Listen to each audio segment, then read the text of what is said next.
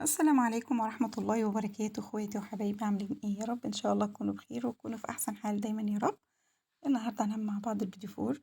هنعمله باشكال كتير، هنزينه طبعا باشكال جميلة جدا. طريقة الحفظ بتاعته ازاي تحفظيها. كل حاجة هنشوفها مع بعض في الفيديو وان شاء الله الطريقة تعجبك. وده شكل الفيديو فور بتاعنا، ما شاء الله النقشة عليه زي ما هي، ما فردش ولا النقشة اتغيرت ولا ساحت معانا ولا حاجة خالص. الطريقة ان شاء الله مظبوطة وتطلع معاك جميلة. ونبدأ مع بعض كده ونصلي على النبي صلى الله عليه وسلم ونسمي الله كده ونبدأ. معايا هنا الميزانة طبعا بتاعتي، أهم حاجة في حاجات العيد الميزانة تكون موجودة عندك، أفضل طبعا من الكوباية عشان أقولك بالكوباية وبالميزانة. لا بصراحة الميزانة أفضل، هطلعلك المقادير مظبوطة. هنا أنا معايا الزبدة دي كانت في التلاجة، بس بقدر أقطعها يعني مش جامدة قوي علشان ما تبهدليش العجان بتاعي. خدت من الزبدة دي، خدت 750 جرام زبدة. الزبدة طبعا أحلى في البيديفور لأن فيها نسبة مية أو السوائل اللي بتبقى في الزبدة دي بتخلي البيديفور هشة معاكي. وخدت 100 جرام سمنة. السمنة برضو بتظبط طعم البيديفور وبتخليها ناعمة كده وحلوة معاكي. يبقى خدت 750 جرام زبدة و100 جرام سمنة، كله على بعضيه المادة الدهنية 850 جرام. هنا بقى معايا السكر، معاكي من 300 جرام ل400 جرام طبعا ما بتحبي حلاوة البيديفور. أنا طبعا لأن طبعا لسه هنحشيه، هنحشيه وهيبقى فيه سكريات كتير، فأنا خدت 300 جرام بس، بالنسبة لي كان مظبوط جدا. فأنا خدت 300 جرام سكر بودر. لو استخدمتي سكر حبيبات هتلاقي البيديفورة عاملة زي ما تكون منقطة معاكي كده، لا في البسكوت ولا في البيفور. أول قريبة ما تحطيش سكر حبيبات خالص، هتخلي شكل البيديفورة أو البسكوت اللي معاكي تحس إن هي فيها نقط كده مخرمة، مش هتطلع معاكي مظبوطة خالص. هنا حطيت الزبدة والسكر مع بعض، قلبتهم بقى كده قبل ما احطهم في العجان او تشتغلي بالمضرب علشان السكر ما يطيرش كده على وشك. هنا بقى هشغل العجان بتاعي، هفضل اضرب في السكر والزبدة لحد لونه ما يفتح معايا. طبعا تشغلي الاول على سرعة واحد وبعد كده تعلي براحتك. انتوا زي ما عارفين العجان عندي شغال على سرعة واحدة لانه كان بايظ. فهنا بفصل كل شوية علشان الموتور معايا ما يتحرقش، يعني بشغله يضرب شوية وافصله. هنا بنزل بقى الزبدة، كل شوية انزل الزبدة من على حرف الحلة. انا شغالة كده كل شوية اوقف العجان وانزل الزبدة بتاعتي كده علشان كلها تتضرب وتبقى كلها يعني الضربة بتاعي يكون يعني كل الزبدة كده تكون مضروبة نفس الضرب. معايا هنا 2 بيضة كاملة و2 صفار بيض. حطيت عليهم 3 اكياس فانيليا. الصفار البيض بيخلي البدفورة ناعمة معاكي. لو حابة البدفورة مقرمشة هتحطي بيض. انا طبعا استخدمت ده وده فمديني نعومة مع قرمشة جميلة جدا. البيض بنزل بيه واحدة بواحدة، ما احطهمش مع بعض. انزل بواحدة لحد ما تروح جوه الخليط بتاع الزبدة والسكر، بنزل بالتانية. ما احطهمش كلهم مرة واحدة. يبقى 2 بيض كامل و2 صفار بيض. حطيت عليهم 3 اكياس فانيليا. خلاص بعد ما اتضربوا بقى لونهم يفتح الاول، بعد كده حطيت البيض. بعد ما اتضربوا بقى كويس خالص شكل الكريمة كده، نزلت عليهم بكيلو دقيق. الكيلو دقيق ده ممكن تحتاجي كذا معلقة كده معاه وممكن يطلع معاكي مظبوط. فده تبع نوع الدقيق نفسه. هنا بقى بتعجني، ممكن احطه برضو في العجان بالكف لان الكف طبعا مش هيعجن جامد، بس ما تضربيش كتير. يدوب بس الزبدة يعني تختفي كده في قلب الدقيق وخلاص وقفي ضرب. انا هنا حاولت بقى انقلهم في حاجة تانية عشان اعرف اعجنهم كويس. اخلي الدقيق بس والزبدة يختفوا كده في قلب بعض. مش عايزة اعجن كتير عشان ما يبقاش لي عرق. طبعا هو الدقيق اصلا دقيق بسكوتات، بتاع كحك وبسكوت يعني. فمش هيبقى فيه عرق، بس برضو ما تعجنيش كتير، يعني بس تقلبي كده بايدك وخلاص. والافضل بقى يكون حاجه واسعه عندك علشان ما تبهدليش الدنيا زي ما انا ما عملت كده. هنا بقى كان ناقصه دقيق، فانا حبيت اخد شويه اعملهم بكاكاو. خدت معلقتين كاكاو حطيتهم في العجين. هنخلهم برضو الاول عشان الكاكاو في مرات بيبقى فيه زي حاجات كده مكتله. فبنخلهم الاول قبل ما اخد العجينه واحطها عليه. كده خدت معلقتين وانا خلطهم، هاخد بقى جزء من العجينه حسب ما انتي ما حابة بقى. حابة تاخدي نص العجينة كلها، حابة تاخدي شوية قليلين. طبعا ما اولادك ما بيحبوا الكاكاو اكتر ولا بيحبوا اللي هي بالفانيليا اكتر. بس كده انا خدت جزء كده. بقية الجزء بقى الابيض ده هزود له دقيق لحد العجينة بتاعتي ما تظبط معايا كده، لانها كانت طرية قوي، كانت لازقة قوي. العجينة اللي احنا نعملها في الكيس بتكون طرية عن بتاعة المكنة، بتكون قطرة شوية. بتاعة المكنة ما تيبسهاش قوي، ما تخليهاش ناشفة قوي. لا خليها يا دوبك بس اللي هي تعرفي تنزليها من المكنة. لان لو خليتيها طرية زي بتاعة الكيس هتبهدلك الدنيا ومش هتنزل خالص من المكنة، هتلاقيها ملزقة خالص كلها في بعض. استخدمت القمع ده، فالقمع ده كان صغير على الكيس لان الكيس كنت قصاه على قمع قبل كده، فما جبتش اكياس تاني السنة دي.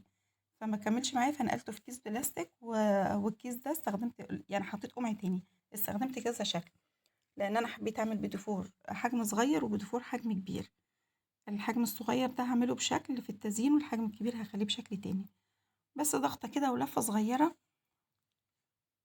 مش كتير، هي بصراحة العجينة جميلة جدا وبتنزل معايا بسرعة. انا هوريكم القمع اللي اشتغلت بيه كذا واحد يعني، فكنت بجرب بشوف اللي هتطلع معايا رسمتها حلوة وشكلها واضح كده، كنت استخدمتها هي على طول. اللي هي زي الوردة دي، بتبقى الوردة طالعة لفوق كده على رفيع، فبعد كده بتلاقيها نزلت كده مع التسوية، بس كانت واضحة برضو. بس هي الوردة دي تبقى فيه حروف الوردة كده طالع لفوق رفيع خالص، لما بتيجي تستوي تحس ان هي نامت شوية كده على البدفورة، فبتبقى شكلها مش واضح قوي، بس الرسمة ما اختفتش برضو. هنا حبيت احط عليهم شوية مكسرات، كان عندي بندق ولوز حطيت كده على يعني على الوش، بس مش على كله، عشان لما اجي اقفلهم تبقى واحدة عليها مكسرات وواحدة لا. وهنا بقى بعد ما استوت معايا في الفرن، انا زي ما قلت لكم حجم صغير وحجم كبير. ده الصغير اهو سالكين معايا، هي الصينية ما دهنتهاش اي حاجة لان البسكوتات والبيديفور فيهم كمية زبدة كافية. وده برضو استوت معايا، وزي ما قلت لك ما تمشيش من جنب الفرن، درجة الحرارة بتاعة التسوية 180. ما بتشغليش بقى الشواية لحد ما بتشوفي لو لونها خلاص خدت لون كده، عشان هي ما بتاخدش لون جامد. لو خدت لون من غير ما تشغلي الشواية خلاص طلعيها. احتاجت تولعي الشواية حاجة بسيطة ولعيها، بس المهم ما تسيبيش البدفور او البسكوتات وتروحي بعيد، يتحرق في لحظة يعني، خلاص اول ما بيستوي في لحظة بتلاقي لونه غير. ما شاء الله هشة وجميلة معايا، ده يبقى حلو قوي. معايا بقى هنا اي مكسرات بقى انت بتحبيها فرماسية، زي ما بتحبي تزيني الحاجة اللي انتوا بتحبوها وهتاكلوها. انا كان عندي شوية فرماسية احنا مش بنحبه قوي، بس كان موجود عندي فحطيتهم. وكان عندي مكسرات وفول سوداني حطيت عليه لون اخضر بس كده، حبيت يعني اعمله، كان شكل يعني كان فستق كداب بس يعني هو شكله حلو اديته شكل بس وخلاص. هنا بقى الافضل انك هتفردي كل البيتيفور وتقفليهم الاول، وبعد كده تسيحي الشوكولاته بقى اللي انت تحطيها في الوش. الحشوه بقى زي ما بتحبي، حابه تحشي شوكولاته حابه تحشي مربى براحتك. انا مش بحب المربى ولا اولادي بيحبوها، وتاني حاجه بتخلي البيتيفوره معاكي بعد شويه تضطر، فانا حشيتها كلها نوتيلا.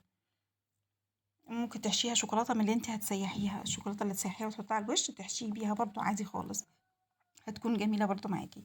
وهنا بقى اللي هو فيه مكسرات، هحط واحده كده وواحده كده، واحده فيها مكسرات واحده لا. انت بقى الافضل تفرديهم كلهم كده وتروحي حاشياهم، وبعد كده بقى تحطي لهم بقى الشوكولاته في الاخر او التزيين اللي في الاخر. انا بحبها طبعا بالشوكولاته، بتكون جميله جدا، وفي حشوات كتيره زي ما بتحبي الحاجه اللي انت بتحبيها استخدميها. بس كده قفلتهم، وهنقول برضو طريقة الحفظ بتاعهم هتحفظيهم ازاي علشان ما يطرش معاكي ولا يبوظ. معايا بقى هنا الشوكولاتة، معايا شوكولاتة بني وشوكولاتة بيضة. طبعا الشوكولاتة مش بنحط عليها مية، بتاع ده لبن معلش. الشوكولاتة اللي احنا هنزين بيها البيتيفور مش بنحط عليها لبن، انا حطيت زيت بس. انا استخدمت زيت على الاتنين بصراحة، في ناس بيقولوا ان احنا بنستخدم على البيضة مية، لا انا حطيت لهم الاتنين زيت وطلعت معايا كويسة. فزي بقى ما انتوا ما بتسيحوها براحتك خالص. حطيت لها حوالي كده معلقتين زيت. طبعا وانت بتزيني البيديفور خلي بالك كل شويه ايدك هتيجي فيها شوكولاته، لو مسكتي البيديفوره التانية اللي بعدها هتبهدلك الدنيا وتخلي شكل البيديفوره مش حلو. فكل شويه بمسح ايدي على طول بمناديل المطبخ، امسح الشوكولاته اللي فيها علشان ما بهدلش البيديفوره التانية اللي بعدها. طبعا لان كل شويه بيمسك في الجوانتي، لان الجوانتي كل شويه بتبهدل من الحاجات اللي زي دي، فكل شويه مخليه مناديل مطبخ جنبي، كل شويه بمسح الشوكولاته اللي بتيجي عليه. هنا بقى باحطها بقى في كل يعني الصغيرة دي باحطها في قلب الشوكولاتة كلها، ده شكل تزيين يعني براحتك خالص بقى الشكل اللي انت بتحبيه. باحطها كده في قلب الشوكولاتة، الأفضل طبعا يكون بالشوكة مش بالمعلقة، المعلقة بتشيل شوكولاتة تاني معاكي فهتنزل كلها على الكيس. لما تيجي تطلعي الشوكولاتة من البيتيفور يكون حاطة كيس على صينية أو حاجة تطلعي عليها، عشان تبقى سهلة بعد كده لما الشوكولاتة تجمد تبقى سهلة انك تطلعيها من على الكيس بكل سهولة. طبعًا هنا حطيت عليها مكسرات، يعني حطيتها رقتها كلها في الشوكولاتة كده، وبعد كده حطيت عليها واحدة مكسرات بالشكل ده. طبعًا الشوكولاتة لسه معايا طرية، مش بتجمد كده بسرعة لإن خلاص الجو بقى حَر، الجو سخن خالص الشوكولاتة مش هتجمد معايا. باحطها في التلاجة ما فيش 5 دقايق، 5 دقايق بالضبط، بتلاقي الشوكولاتة جمدت خالص، بعد كده بتطلعيها بقى وتحتفظي بيها. هنا بقى زي ما قُلت لكم أنا كده استخدمت يعني حطيت لهم كل الشوكولاتة فيهم، وبعد كده بقى هازينهم. ده القمع اللي هو بتاعة البيديفور، أشكال كتير بقى، فيه رفيّع وفيه اللي هو التخين. كان عندي كذا حاجة يعني، فشكّلت بيهم اللي لقيت شكلها واضح هي اللي استخدمتها أكتر. جرّبت كده كذا واحدة، وأكتره على فكرة استخدمته بالكيس اللي هو الحلواني البلاستيك الشفاف ده، وكانت كويسة معايا، بس المهم يكون نوع حلو، مش لازمًا الكيس اللي هو القرطاس القماش ده، عادي الموجود عندِك، بس يكون نوع حلو عشان ما يتقطّعش بسرعة. طبعًا كيس التلاجة ما ينفعش خالص، لإن دلوقتي الكيس بتاع التلاجة بقى الخامة بتاعته ما فيش خالص، يا دوبك بتحطّي فيه الحاجة تلاقيه اتقطع. أنا حبيت أعمل شكل تاني بالشوكولاتة، خدت شوية شوكولاتة بيضا حطيتهم على الشوكولاتة البني، واديتها شكل كده، لفيت البيتفورة كده عليها، برضه بيدّي شكل جميل جدًا. كده بعد ما طلعتها من التلاجة ما فيش 5 دقايق بالضبط، ما كمّلتش حتى، يا دوب بتحطيها وتطلعيها، تسيبيها يعني شوية قليلين كده وتطلعيها تلاقي الشوكولاتة كده مسكت فيها، تطلعيها بقى ترصيها في الأطباق بتاعتِك، هتحطيها في العلب اللي هتحتفظي بيها براحتك خالص. طبعًا لو حبيتِ تحتفظي بيها ما تنفعش تحطيها في كرتون، الكرتون هيشرب المادة الدهنية بتاعتها، أولًا هيعمل ريحة وحشة في البيديفور، هيخلّي ريحته مش حلوة خالص، تاني حاجة هيخلّي البيديفور وهي معاكِ طرية، مش هتفضل بالقرمشة اللي هي فيها، هتضطر لإن طبعًا هي بتشرب السمنة أو المادة الدهنية اللي فيها. فأنا باجيب علب زي كده وباحط فيها يعني باحط الأول كيس من اللي هو الأكياس التلاجة عادي، وبارص البيديفور بتاعي، وبعد كده باروح حاطة كيس تاني علشان برضه لو أي شوكولاتة ساحت ما تبهدليش البيديفورية اللي بعدها. باحط كيس كده بين كل بيديفور يعني بين كل طبقة وطبقة. هنا بقى كانت الشوكولاتة اللي عندي كانت خلصت، فاتبقوا شوية بقى كده سِبتهم عادي. أنا عندي شوكولاتة تانية مش سايحة يعني، فممكن أعملهم كده وممكن الأولاد ياكلوهم يعني عادي كده، فطبعًا زي ما بتحبوا بقى. وده كده شكل البيديفور بتاعنا، ويا رب إن شاء الله يعجبكم، وكل سنة وأنتم طيبين وبألف هنا وشفا ومع ألف سلامة، والسلام عليكم. اخواتي وحبايبي ما تنسوش اللايك، مع ألف سلامة.